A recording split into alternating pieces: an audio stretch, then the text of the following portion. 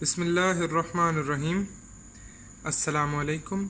Hopeless मेडिकोज़ में आप सबको खुशामदीद। उम्मीद करता हूँ आप सब खैरियत से होंगे। आज का हमारा लेक्चर एड्रेनर्जिक रिसेप्टर्स के ऊपर है। लास्ट लेक्चर में हमने नॉरएपिनेफ्रिन का जो सिंथेसिस और रिलीज़ है उसके ऊपर और उन पे एक्ट करने वाले जो ड्रग्स हैं उनके ऊपर उन पे बात की थी हमने। तो अगर आपने वो लेक्चर अभी तक नहीं देखा तो यहाँ जाके देख लें, और लेक्चर शुरू करने से पहले चैनल को सब्सक्राइब करना और वीडियो को लाइक करना ना भूलिएगा। आज एड्रेनर्जिक रिसेप्टर्स जो हैं इनमें हमारे पास beta 1, beta 2, beta 3, alpha 1, alpha 2 और डोपामिनर्जिक रिसेप्टर्स आ जाते हैं। पेरिफेरी के अंदर D1 है सिर्फ, ठीक है। ये सारे रिसेप्टर्स हैं। हमने इनके स्पेसिफिक जो सेकेंड मैसेंजर सिस्टम्स हैं वो ऑलरेडी डिस्कस कर लिए हैं। आज भी थोड़ा बहुत उनके मतलब बात करेंगे। सबसे पहले हम अल्फ़ा 1 रिसेप्टर्स से स्टार्ट करते हैं। अल्फ़ा 1 रिसेप्टर्स GQ कपल्ड होते हैं। GQ कपलिंग अगर आपको याद हो तो GQ कपलिंग कैल्शियम रिलीज़ कराती है, और GQ कपलिंग जब भी कैल्शियम रिलीज़ कराएगी मसल्स के अंदर तो उसकी वजह से क्या होगा, उसकी वजह से मसल्स कंट्रैक्ट करेंगे। तो ये पाए जाते हैं आइज़, आर्टीरियोल्स, वेन्स, ब्लैडर के ट्राइगोन में, ब्लैडर के स्फिंक्टर में, प्रोस्थेटिक यूरेथ्रा में, मेल सेक्स ऑर्गन्स के अंदर, लिवर और किडनीज़ के अंदर, ठीक है। आइज़ के अंदर रेडियल जो डायलेटर आपका मसल है उस पे पाए जाते हैं। तो जब उस मसल के अंदर कैल्शियम का रिलीज़ करवाएंगे तो उसकी वजह से होगी मसल्स कंट्रैक्ट करेंगे, और जब डायलेटर मसल कंट्रैक्ट करेगा तो आपको मिलेगी मेड्रायसिस मिलेगी। इसके अलावा आर्टीरियोल्स के अंदर अल्फ़ा 1 जो है वो फिर वही बात कि कैल्शियम रिलीज़ कराते हैं। कैल्शियम रिलीज कराने की वजह से कंट्रैक्शन होगी।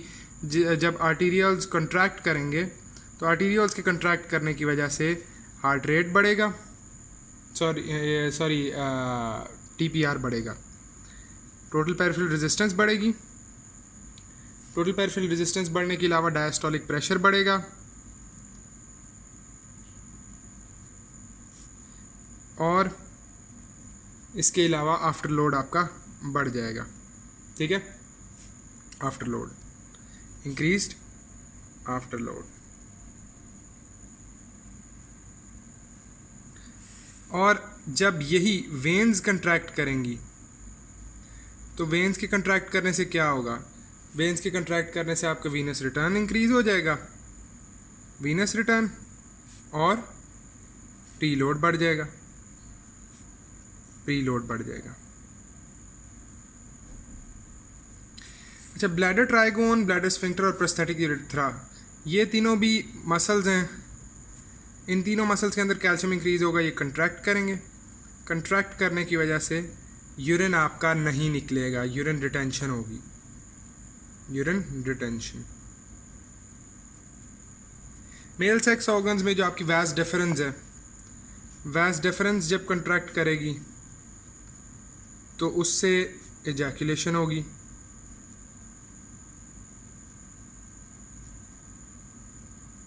और लिवर के ऊपर और किडनी के ऊपर जो इफेक्ट है वो इनका बहुत ज़्यादा सिग्निफिकेंट नहीं है। आगे जाके हमने देखने हैं कुछ रिसेप्टर्स जिनका सिग्निफिकेंट है। उसमें यह है कि ये जो आपकी ग्लाइकोजेनोलाइसिस है उसको इंक्रीज़ कर देते हैं, और किडनीज़ के अंदर रीनिन की जो स्क्रीशन है उसको डिक्रीज़ कर देते हैं, ठीक है। अब हम आते हैं अल्फ़ा 2 के ऊपर। अल्फ़ा 2 जो रिसेप्टर है दैट इज़ GI कपल्ड। याद करो हमने GI का क्या माने किया था, MAD2s, GI कपल्ड। अब GI कपल्ड ये जो रिसेप्टर्स हैं ना ये सिर्फ़ और सिर्फ पाए जाते हैं, अल्फ़ा 2 जो रिसेप्टर्स हैं ये सिर्फ पाए जाते हैं आपकी जो प्री जंक्शनल नर्व टर्मिनल्स हैं ना, जो प्री जंक्शनल नर्व टर्मिनल्स हैं उनके ऊपर पाए जाते हैं। और जब यहाँ से नॉरएपिनेफ्रिन रिलीज़ होती है तो ये आके इसको GI कपल्ड है तो इसको फीडबैक इनहिबिशन होती है, ठीक है। तो इनकी वजह से ये आपकी जो है क्या उसे कहते हैं, नॉरएपिनेफ्रिन की जो सिंथेसिस है, नॉरएपिनेफ्रिन की जो सिंथेसिस है उसको डिक्रीज़ कर देंगे, ठीक है, और ट्रांसमीटर्स की रिलीज़ को भी डिक्रीज़ कर देंगे। प्लेटलेट्स के अंदर ना ये एग्रीगेशन कॉज कराते हैं। प्लेटलेट के अंदर इनकी एक्टिवेशन जो है वो एग्रीगेशन कॉज कराती है। पेंक्रियाज के अंदर ये इंसुलिन की सिक्रीशन को डिक्रीज़ कर देते हैं। अब हम आते हैं बीटा वन के ऊपर। आपके जो बीटा वन बीटाज हैं ना वो सारे के सारे जीएस का पढ़ लें, ठीक है। और अब अगर जीएस का पढ़ लें तो ये स्टिमुलेटरी हैं, हार्ट के अंदर और किडनीज के अंदर पाए जाते हैं बीटा वंस। बीटाज का ना मैंने इस तरह याद रख लो कि अगर मतलब ना ये कन्फ्यूजन अक्सर हो जाती है कि लंग्स के अंदर बीटा पाए जाते हैं या हार्ट, बीटा वन लंग्स के अंदर है या हार्ट के अंदर है। याद रखो कि you have one heart, so beta one, ठीक है, और 2 लंग्स, तो वहाँ पे बीटा 2 पाया जाता है, ठीक है। हार्ट के अंदर ना ऐसे नोड को जब ये करेंगे, ऐसे नोड पे जब एक्ट करेंगे तो उससे हार्ट रेट बढ़ेगा, क्योंकि याद रखो ऐसे नोड आपके हार्ट के रिदम को कंट्रोल कर रहा होता है, कंट्रैक्टिलिटी की फ्रीक्वेंसी को कंट्रोल कर रहा होता है। एवी नोड कंडक्शन को कंट्रोल कर रहा होता है, तो कंडक्शन बढ़ जाएगी। आर्टीरियल मसल्स और वेंट्रिकुलर मसल्स पे जब जीएस एक्ट करेगा तो उनकी कंट्रैक्शन की जो फोर्स है, फोर्स ऑफ कंट्रैक्शन, वो बढ़ जाएगी। और इस फोर्स ऑफ कंट्रैक्शन के बढ़ने की वजह से आपका जो कार्डियक आउटपुट है वो इंक्रीज हो जाएगा। इसके अलावा हम आगे चलते हैं, हिस्परकंजी जो फाइबर्स हैं उन पे जब एक्ट करेगा तो उनमें भी कंडक्शन वेलोसिटी इंक्रीज हो जाएगी। किडनीज़ में जो इनका इफ़ेक्ट है ना, ये इम्पॉर्टेंट है बहुत। ये इम्पॉर्टेंट किस लिहाज से कि किडनीज़ के अंदर ना ये सिंपैथेटिक रीनन रिलीज़ कॉज करवाते हैं, ठीक है। सिंपैथेटिक जो आपका रीनन रिलीज़ है ना वो बीटा वंस के थ्रू होता है किडनी के अंदर, ये बात आपने याद रखनी है। बीटा 2 पे आते हैं। बीटा 2 आपके ब्लड वेसल्स के अंदर पाए जाते हैं, और बीटा 2 जीएस कपल्ड है। याद रखना जब भी स्मूथ मसल के अंदर जीएस कपल्ड एक्टिवेट होंगे, साइक्लिक एएमपी एक्टिवेट होता है तो स्मूथ मसल्स रिलैक्स करते हैं, ठीक है। ब्लड वेसल्स के अंदर जीएस कपल्ड जब एक्ट करेगा तो वेजोडाइलेशन होगी, वेजोडाइलेट, एंड उस वेजोडाइलेशन की वजह से आपका जो टीपीआर है वो डिक्रीज़ हो जाएगा। इसी तरह डायस्टोलिक प्रेशर डिक्रीज़ हो जाएगा, डायस्टोलिक प्रेशर, और आपका आफ्टर लोड भी कम हो जाएगा।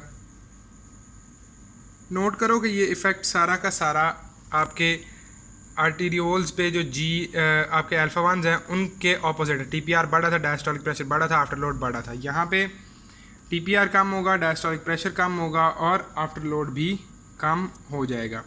यूट्रस अगेन स्मूथ मसल है, यूट्रस जो है वो रिलैक्स कर जाती है, ठीक है।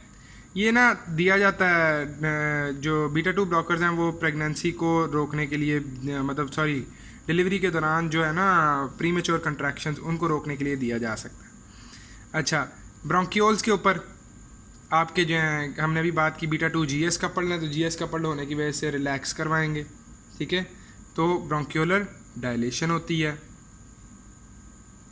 स्केलेटल मसल्स पे, स्केलेटल मसल्स, लिवर और पैंक्रियाज, ये तीनों जो है ना मेटाबॉलिज्म से रिलेटेड हैं। स्केलेटल मसल्स और जो आपके हैं लिवर है, इन दोनों के अंदर जो ग्लाइकोजेनोलाइसिस है, ग्लाइकोजेनोलाइसिस को इंक्रीज़ कराते हैं, ठीक है। यहाँ पे भी सेम है। इसमें एक एडिशनल जो फैक्टर है ना वो ये है कि मसल्स की जो कॉन्ट्रैक्टिलिटी है वो बढ़ जाती है, मसल ज़्यादा कंट्रैक्ट करते हैं। ये आगे जब हम आगे जाके ना बीटा 2 में जब जाएंगे तो देखेंगे कि जो वेंटोलिन इनहेलर्स हैं ना वो अगर ज़्यादा बीटा 2 जो एगोनिस्ट इनहेलर्स हैं वो जब यूज़ कर बार बार यूज़ किए जाए ना तो सिस्टेमिक सर्कुलेशन के अंदर घुस जाते हैं, जिसकी वजह से ना हाथ से थरथराने लग जाते हैं। अच्छा, पेंक्रियाज के अंदर जो है ना ये इंसुलिन की सिक्रीशन को इंक्रीज़ कराते हैं।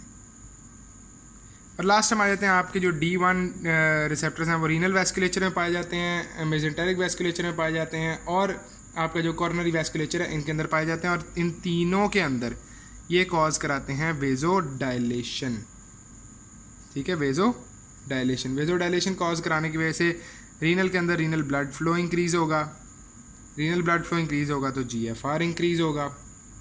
इसके अलावा सोडियम की जो आपकी स्क्रीशन है ना वो भी इंक्रीज़ हो जाती है। ये तो थे हमारे सारे जो रिसेप्टर्स हैं उनके मुतल्लक के जी ये कहाँ और कैसे कैसे पाए जाते हैं। इसमें जो है ना 2-3 बातें मैंने आपको 2 बातें एक्स्ट्रा बतानी है। एक तो ये कि जब भी आपके पास कोई ऐसा कंपाउंड है या कोई ऐसा ड्रग है जो कि अल्फ़ा और बीटा दोनों पे एक्ट करता है। तो याद रखना कि बीटाज की जो सेंसिटिविटी होती है ना वो ज़्यादा होती है एज़ कम्पेयर टू अल्फाज। तो लो जब डोज है, लो डोज में वो सब्सटेंस बीटा के ऊपर एक्ट करेगा और बीटा वाला इफेक्ट शो कराएगा। हाई डोज के अंदर वो सब्सटेंस जो है अल्फ़ा के ऊपर एक्ट करेगा और अल्फ़ा वाला इफेक्ट शो कराएगा। इसकी एग्जांपल एपिनेफ्रिन देख लो। एपिनेफ्रिन जब लो डोज में होती है तो ब्लड वेसल्स के अंदर बीटा रिसेप्टर्स को एक्टिवेट करती है और बीटा रिसेप्टर्स को एक्टिवेट करने की वजह से वेजोडाइलेशन कराती है। लेकिन जब वो हाई होती है डोज में तो अल्फा रिसेप्टर्स को एक्टिवेट करती है, अल्फा रिसेप्टर्स को एक्टिवेट करने की वजह से वो कंट्रैक्शन कराती है। अच्छा हाँ, एक बात जो मैं भूल गया था आपको बताना, वो ये कि आपके जितने बीटा 2 रिसेप्टर्स हैं ना नॉन इनर्वेटेड हैं,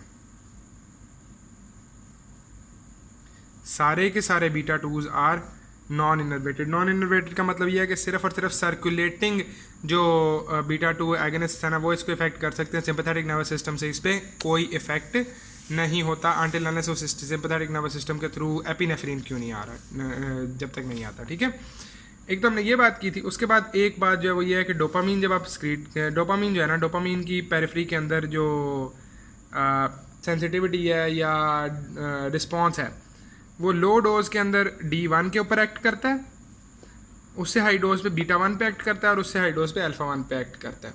ठीक है, फिनाइल्डोपाम आपका एक ना एग्जांपल है इसकी डोपामिन D1 एगनिस्ट की। ठीक है, सवियर हाइपरटेंशन में हम इसको यूज़ करते हैं।